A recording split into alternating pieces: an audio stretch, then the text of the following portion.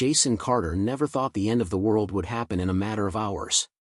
It started as whispers, news reports of riots in cities, strange sicknesses causing hallucinations. But when the reports turned to footage of people tearing each other apart in the streets, Jason knew this wasn't just another media scare. This was real. And it was happening fast. The first sign of trouble in his town came at dawn. A frantic knocking on his apartment door jolted him awake. He groggily checked his phone, no service. That was the second sign. "Jason, open up. Please." The voice belonged to his neighbor, Rachel, a college student who had just moved in a month ago. Jason hesitated. The world outside had gone insane overnight, and he wasn't about to let danger through his door. But Rachel's voice was pure terror. He cracked the door open and nearly recoiled at the blood on her hands. "They're everywhere," she gasped, shoving past him. "They're killing people in the streets. And then they get back up." Jason stared at her, his mind still catching up. "Who's killing people?" Rachel turned, eyes wide, her whole body shaking. I don't know. They're not people anymore." Before he could respond, a sound echoed through the hallway, a deep, guttural moan. Jason's heart pounded. Slowly, he approached the door and peeked through the peephole. A man stood in the dim hallway light, his head tilted at an unnatural angle. His mouth was slack, drool mixed with dark blood dripping from his lips. His skin was pale, tinged with a sickly gray hue. His eyes, clouded, unfocused. The man let out another moan and staggered forward, arms outstretched. Jason barely had time to react before a second figure emerged, a woman, her throat torn open, flesh hanging loose. Holy shit. Jason slammed the door shut, locking it. He turned to Rachel. "What the hell is going on?" She shook her head violently. "I don't know.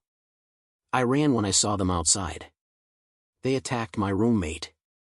He screamed for me to run, and then she broke off, sobbing." Jason took a deep breath, forcing himself to think. If the world was collapsing, he needed a plan. He glanced around his apartment, small, barely furnished, with only a half-empty fridge and a single baseball bat for protection. Not enough to survive on. "Okay," he muttered, pulling himself together. "We can't stay here." Rachel sniffled. "Where do we go?" Jason ran a hand through his hair, brain working overtime. The city was overrun, and he had no idea how far the outbreak had spread. But if he was going to survive, he needed supplies, weapons, and a safer place to wait this out. "There's a gun store a few blocks away," he said finally.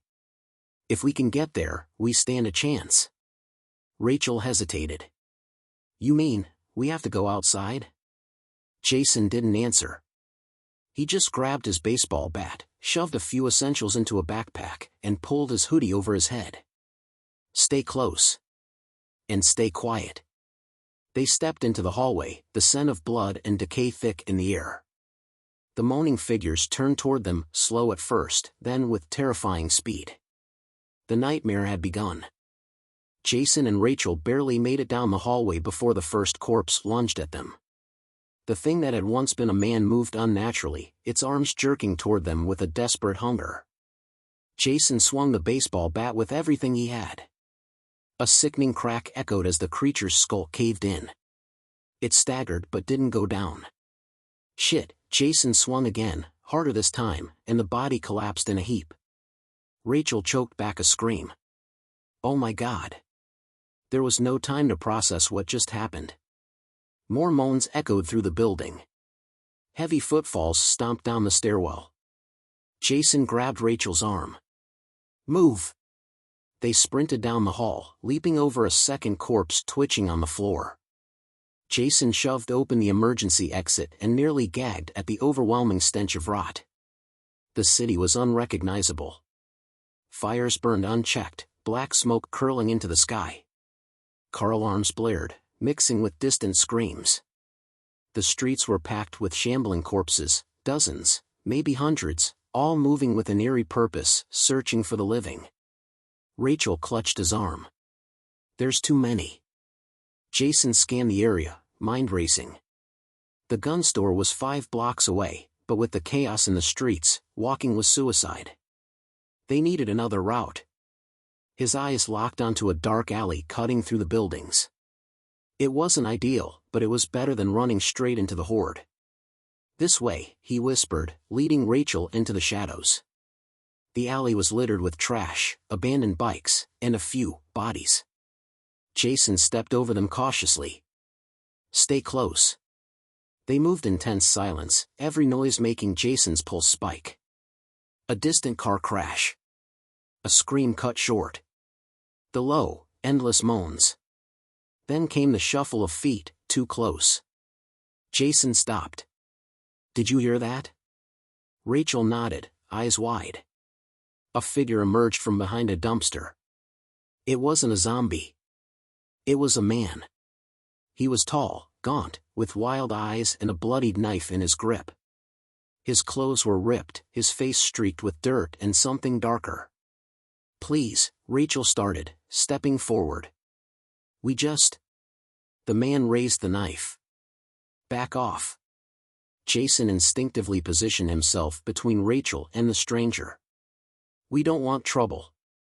The man's gaze flicked to Jason's bat, then to Rachel. You got food? Jason didn't like his tone. No. The man took a step forward. Jason tightened his grip on the bat. A sudden, ear-piercing shriek cut through the alley. They all turned, just in time to see 3 zombies barreling toward them. The stranger's eyes widened in terror. Shit. Without thinking, Jason swung at the nearest one, catching it in the jaw. Rachel stumbled back as the stranger slashed wildly at another. The alley became a battlefield. Jason fought with everything he had, but the creatures were relentless. He smashed one's skull in, barely dodging the next. The stranger wasn't so lucky. A zombie tackled him to the ground, teeth sinking into his shoulder. His screams filled the alley. Jason grabbed Rachel. Run! They sprinted toward the street, leaving the man's shrieks behind. Bursting onto the sidewalk, Jason barely stopped himself from crashing into an overturned car. Rachel gasped. The gun store, there. Jason followed her gaze. Just 2 blocks away. Between them and safety? An entire street full of the dead. And they had just made a lot of noise. The zombies turned toward them, dozens of them. Jason's breath caught in his throat. Oh, hell! They had seconds before the horde reached them. Nowhere to hide. Nowhere to run. And no way back. The first zombie lunged. Jason barely had time to react before swinging his bat in a wide arc. The impact sent the creature stumbling back, but it wasn't enough. More were coming. Too many. Rachel yanked his sleeve. Jason, we have to go, now. He scanned the street. The gun store was only 2 blocks away, but the street was a writhing mass of the dead. No way they'd make it through. His grip tightened on the bat, heart pounding. Rachel grabbed his arm. The car. Jason turned, an old pickup truck sat abandoned on the curb, its driver slumped over the wheel, blood splattered across the inside of the windshield. No keys, Jason said. Rachel didn't answer. She was already pulling on the door handle. To his surprise, it opened. Jason climbed into the driver's seat and quickly checked the ignition. No keys. Of course. A low groan outside made him snap his head up. The dead had seen them. They moved faster than he expected, some breaking into a jerky sprint. Rachel searched the glove compartment, her hands shaking. Come on, come on. Jason checked the corpse in the driver's seat. A huge chunk of flesh was missing from its neck, no doubt how it died. He patted the man's pockets, ignoring the sickening wetness. A jingle. Jason yanked out a set of keys. Got him. Rachel barely had time to let out a relieved breath before Jason jammed the key into the ignition and twisted. The engine sputtered. No, no, no, Jason muttered, twisting again. The dead were nearly at the truck now. Hands slammed against the windows, hungry faces pressing against the glass. Rachel screamed. "Jason!" Jason twisted the key one last time. The engine roared to life. Without hesitation, Jason slammed his foot on the gas. The truck lurched forward, plowing through the first wave of undead like bowling pins. Bodies crunched under the tires. Blood sprayed across the hood. Rachel covered her mouth, eyes wide in horror. Jason forced himself not to look at what was left in the rearview mirror. The road ahead was a nightmare: abandoned cars, burning buildings, bodies everywhere. He swerved hard to avoid a wrecked police car, the tires screeching. Rachel pointed ahead. "Gun store." "There." Jason didn't slow down. The store was at the corner, its metal security gate still intact, though a few zombies clawed at it. "Hang on." He spun the wheel, jerking the truck onto the sidewalk, sending undead bodies flying. The truck skidded to a stop just feet from the store entrance. Jason threw the door open. "Move!" Rachel jumped out, following him to the security gate. She banged on the metal. "Is anyone in there?" Silence.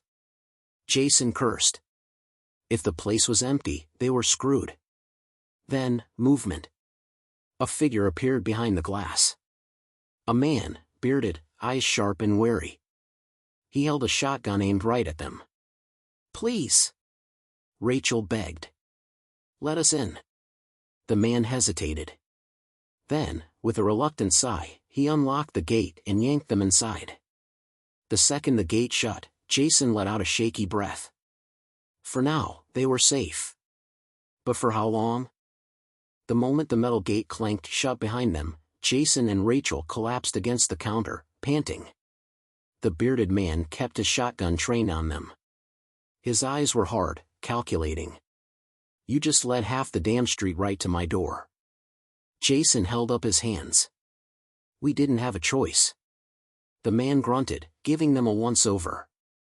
"You bit?" Rachel shook her head furiously. "No, we're clean." Still suspicious, the man took a step closer. His presence was imposing, broad-shouldered, clad in a tactical vest, and armed to the teeth. Jason swallowed. "We just needed somewhere safe." "Please." The man studied them for a long moment before finally lowering his shotgun. "Name's Carter." Jason blinked. "Your last name's Carter?" "No," the man sighed. "First name?" "Carter." "Now shut up and listen." Outside, the dead were already pounding against the gate. Carter jerked his head toward the store's interior. "We can't stay here long. They'll keep piling up until they break through." Jason frowned. "This place is locked up tight. We're safe." Carter snorted. "You think so? Ever see a riot before? People push long enough, even metal gives way. We need to move."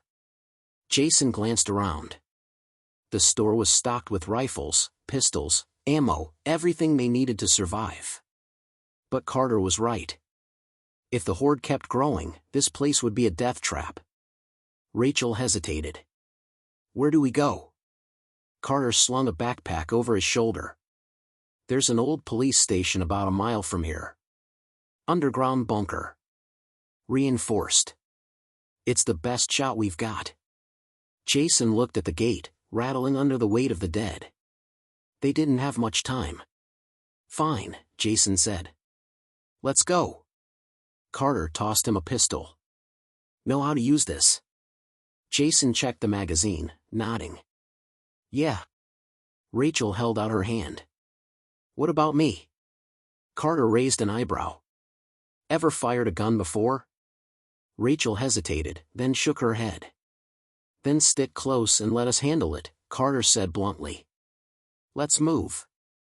Jason and Rachel followed Carter through the back of the store, where a reinforced door led into an alleyway. Carter cracked it open and peeked outside. "Clear, for now." They slipped out. The city was eerily quiet, aside from the distant moans. Fires still burned in the distance. Somewhere, a car alarm blared before abruptly cutting off. Carter moved with purpose, staying low. Stick to the shadows. No shooting unless you have to. Jason gripped the pistol tightly. Every alley, every broken window felt like something was watching them. Then, movement.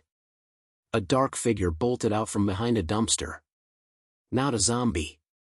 A person. The man was ragged, eyes wild with desperation. Please, help me. Before anyone could react, the man lunged for Carter's backpack. Carter shoved him back. Get lost. I just need food. A deafening boom shattered the night.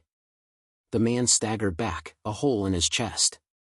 Jason whipped his head around. Carter stood there, shotgun raised, face unreadable. Rachel gasped. You didn't have to kill him. Carter chambered another round. He was a threat. Jason clenched his jaw.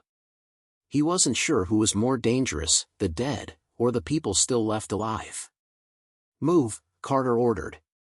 Jason and Rachel had no choice but to follow. As they ran through the dark streets, Jason couldn't shake the feeling that they were heading towards something even worse. Something that not even bullets could stop. The city was suffocating in its silence, broken only by the distant moans of the undead. Jason, Rachel, and Carter moved like shadows through the ruins, the police station still half a mile away. Jason kept glancing at Rachel. She hadn't said a word since Carter executed that desperate man. He could see it in her eyes, the doubt, the fear. She was realizing the same thing he was. The undead weren't the only monsters left in the world. They weaved between abandoned cars, stepping over shattered glass and burnt bodies. Every alley felt like a trap, every doorway a threat. Rachel finally spoke in a whisper. What if the station's overrun? Carter didn't look back. Then we find another place. Jason frowned. And if there is someone inside? What if they don't let us in? Carter smirked. Then we make them. Jason exchanged a worried glance with Rachel but kept moving. A few blocks ahead, the station came into view. The old brick building stood strong, its windows dark and barred. But something was wrong. The entrance was barricaded from the inside. Carter cursed under his breath. Damn it. Jason scanned the area. The streets were littered with bodies, but no movement. No sign of life, or the dead. Rachel took a step forward. Maybe we can. A gunshot cracked through the air. Jason tackled Rachel down as the bullet ricocheted off the pavement. Carter dove behind a car, shotgun raised. Sniper. Jason pressed Rachel against the curb. Stay low. Another shot rang out, barely missing Carter's head. He swore. Someone doesn't want us here. Jason risked a peek. A figure stood on the police station's roof, a rifle aimed directly at them. A voice rang out. Turn back. Last warning. Carter grit his teeth. Screw that. Before Jason could stop him, Carter raised his shotgun and fired. The blast tore through the night, missing the sniper but forcing them to duck. Jason grabbed Carter's arm. Are you crazy? They have high ground. Carter shrugged him off. And I have ammo. Rachel clutched Jason's sleeve. We need to run. The sniper popped back up, taking aim. Then, another sound. Not a gunshot. Something worse. The moaning grew louder. The gunfire had drawn them. Jason turned and felt his stomach drop. The street behind them swarmed with the dead, dozens, maybe more, their hollow eyes locked onto the source of the noise. Rachel whispered in horror, "Oh my God." Carter's face twisted in frustration. Damn it. Jason's mind raced. Trapped between gunfire and a horde. No way out. Unless. He grabbed Rachel's hand. We make a break for the side entrance. Carter growled. That's suicide. Staying here is suicide. Jason snapped. The sniper hesitated, seeing the undead closing in. Then, To Jason's shock, the voice called out. "South door. It's open. Move, now." Jason didn't need to be told twice. He grabbed Rachel and sprinted. Carter followed, cursing under his breath. They reached the side entrance just as the first zombies lunged. The heavy metal door swung open, and a pair of hands yanked them inside. The door slammed shut.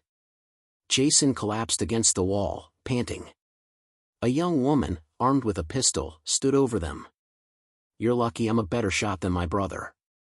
Jason blinked. "You were the sniper?" She smirked. "No. He was." She pointed down the hall. A man stepped forward, rifle in hand. His face was cold, unreadable.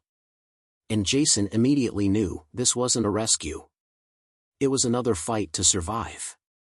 Jason's breath was still heavy as he eyed the man with the rifle. The guy was tall, built like a soldier, with a hardened expression that said he didn't trust them one bit. The young woman holstered her pistol. "I'm Emma. That's my brother, Cole." Cole didn't lower his rifle. "You led a damn horde straight to our door." Carter scoffed. "You started shooting first." Cole stepped closer, pressing the rifle barrel against Carter's chest. "And I should have aimed better." Jason quickly raised his hands. "We don't want trouble. We just needed a safe place." Cole finally lowered his weapon but didn't relax. This place was safe, until now. Emma gave her brother a sharp look. "They made it here alive. That counts for something." Cole sighed, rubbing his face. "Fine. But we're not taking any more risks." He looked at Jason and Rachel. "Weapons. Hand them over."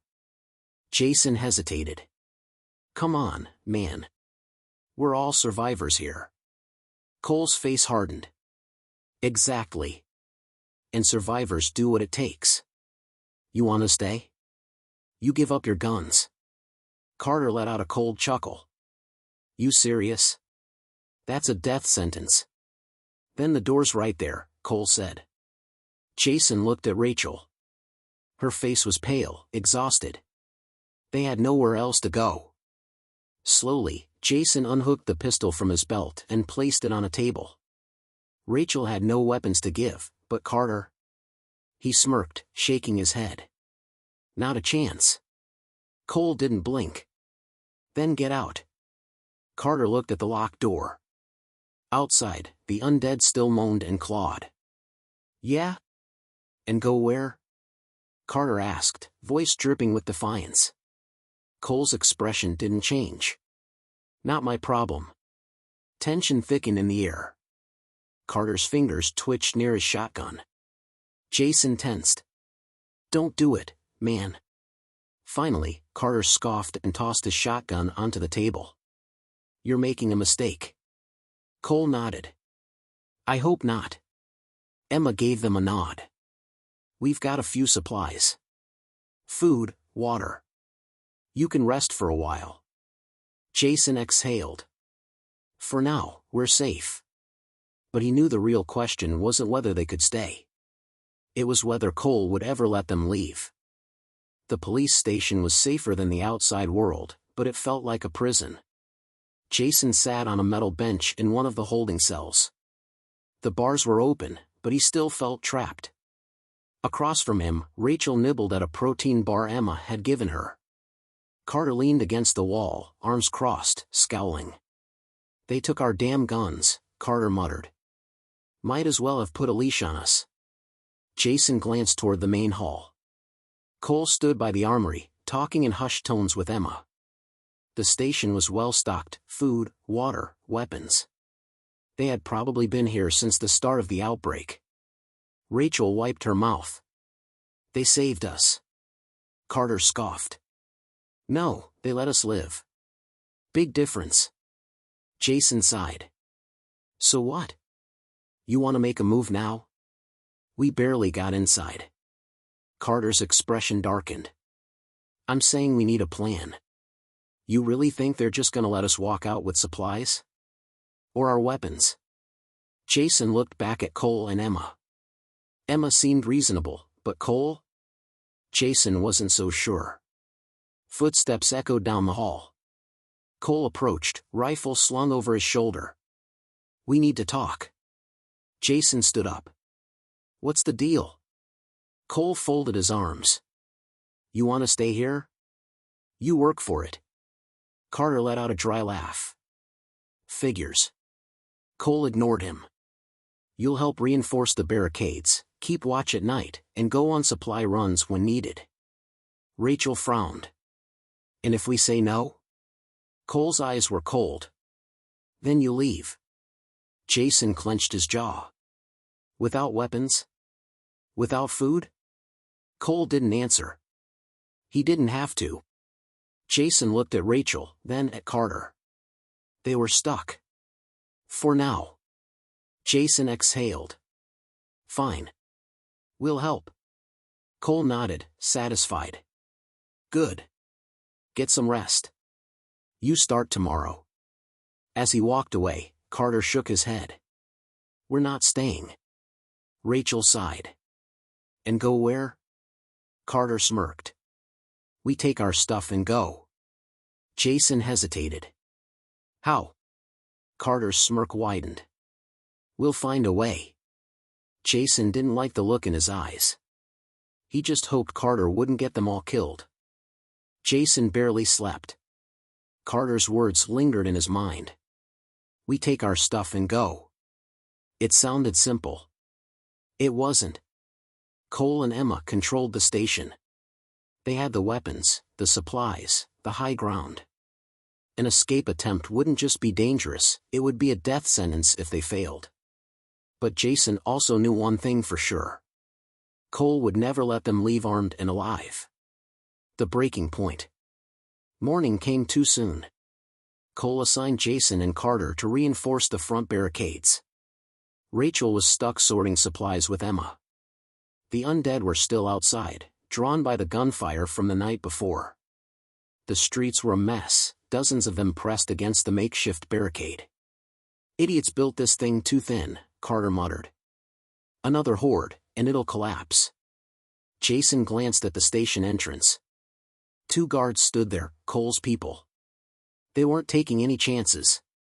Carter nudged him. "Tonight." Jason frowned. "Are you serious?" Carter nodded.